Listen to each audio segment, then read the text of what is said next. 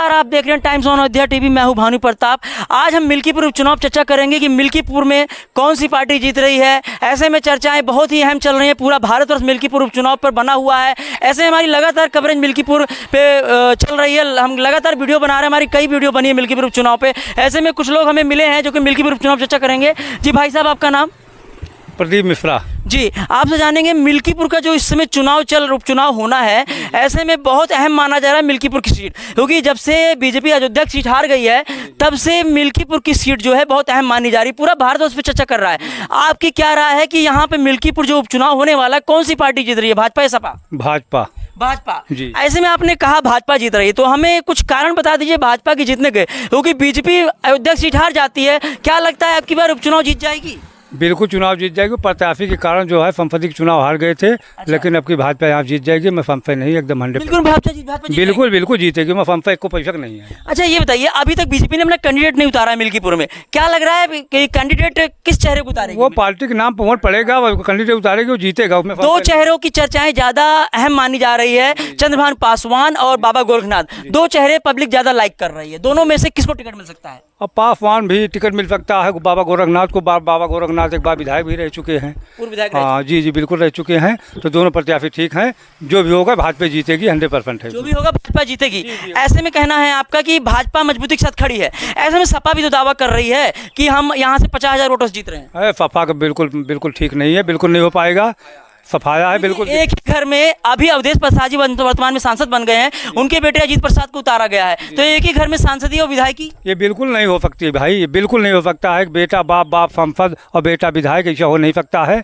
अब बिल्कुल नहीं। आप भाजपा जीतेगी, मैं और कोई चांस नहीं। भाजपा जीतेगी तो सही बात है, मगर ये बताइए सपा जो दावा करती है, सपा के लोग हमें कई जगह मिलते हैं, वो लोग कहते हैं कि जैसे हमने अयोध्या में हराया था वैसे मिल्कीपुर उपचुनाव हरा देंगे। कदाप नहीं, ऐसा हो ही नहीं सकता है। ये हवा हवाई, बिल्कुल हवा हवाई है। ये हवा हवाई है, बिल्कुल हवा हवाई। जनता जागरूक है, जो करेगी सोच समझ के मतदान। कचहरी में तो चुनाव होना है। बिल्कुल कचहरी में लालजी वर्मा वर्तमान सांसद बन गए हैं। अब उनके घर में भी वही हाल होने वाला। उनकी धर्म पत्नी है, बेटी को टिकट दिया। जी, वही हाल वहाँ ही है। वहाँ भी भाजपा जीतेगी। वहाँ भी भाजपा जीतेगी। जी। ऐसे में चर्चाएं बहुत अहम हो जा रही हैं। भाई साहब जानेंगे। भाई साहब, आपका नाम?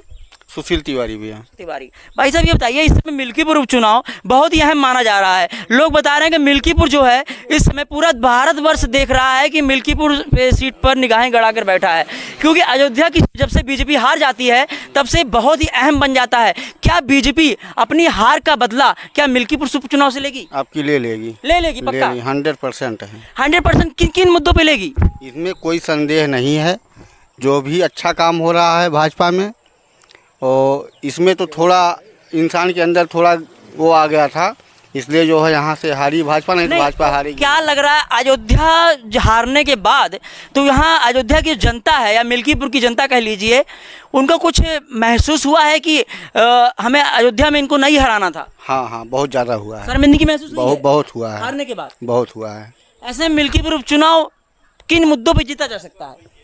मुद्दा बहुत अच्छा है। विकास के मुद्दे पे, हाँ, विकास बहुत अच्छा। अयोध्या में जैसा विकास हुआ, मंदिर का निर्माण हुआ, एयरपोर्ट का निर्माण हुआ, तो क्या इन सब मुद्दों पे चुनाव जीता जा सकता है? हाँ, काम अच्छा हो रहा है बाबा जी के सरकार में। हाँ, बाबा जी के सरकार में काम बहुत बढ़िया हो रहा है। बाबा जी के सरकार में काम बहुत अच्छा हो रहा है। ऐसे में कटहरी उपचुनाव भी तो चर्चा का विषय बना हुआ। कटहरी में भी तो उपचुनाव होना है, वहाँ कौन सी पार्टी जीतेगी? वहाँ भी भाजपा जीतेगी। वहाँ तो 3 पार्टियाँ, बसपा भी लड़ाई में चल रही है, वहाँ पे सुनने में आया है, बसपा, सपा और भाजपा। ऐसे में कहा जा रहा है बसपा में भी टक्कर कांटे की है। नहीं, कोई जरूरी नहीं है। आपकी भाजपा आएगी वहाँ। भाजपा आएगी 100% भाजपा है आपकी। अच्छा, यानी मिल्कीपुर का जो चुनावी गणित कह रहा है वो भाजपा के पक्ष में जाता दिख रहा है। हाँ, एकदम 100% है। 100% है जी।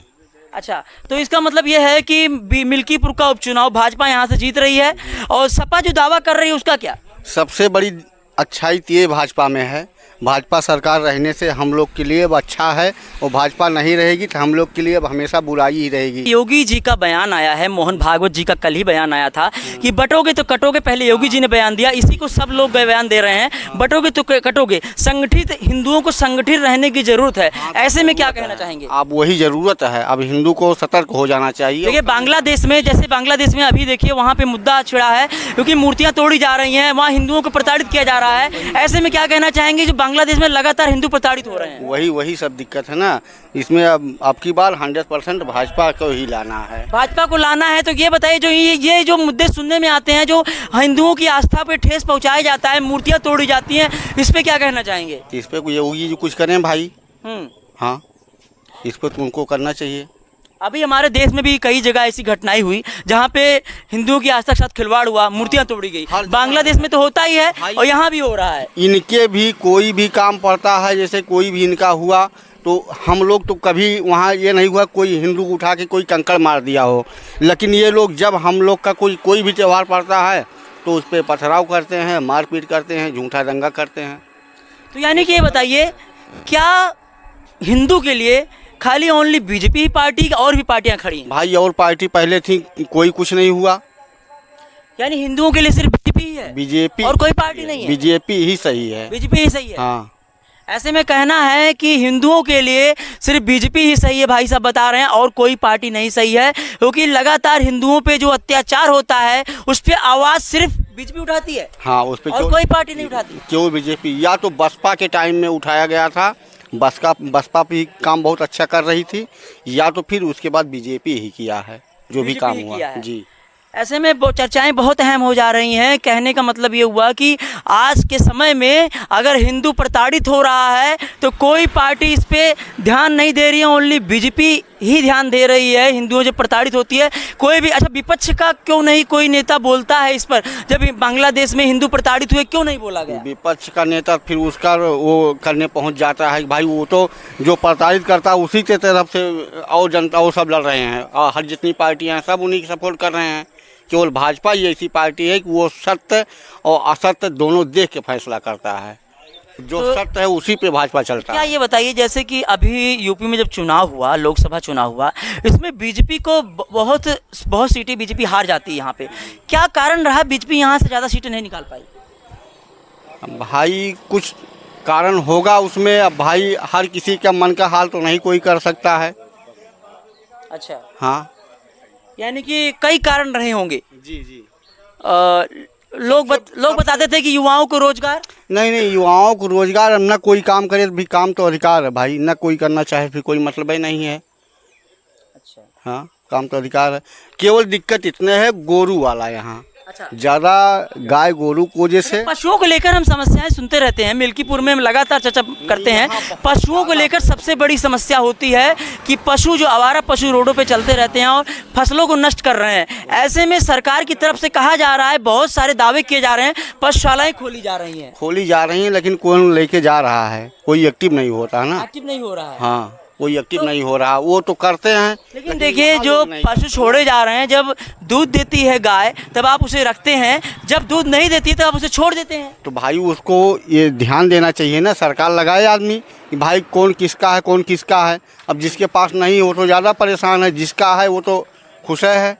अच्छा, यानी मिल्कीपुर की सबसे बड़ी समस्या जो देखने को मिल रही है, कहते हैं मिल्कीपुर की जनता कहती है कि हमें सबसे बड़ी समस्या पशु को लेकर है, बाकी सरकार में कोई समस्या नहीं। सरकार में कोई समस्या नहीं है।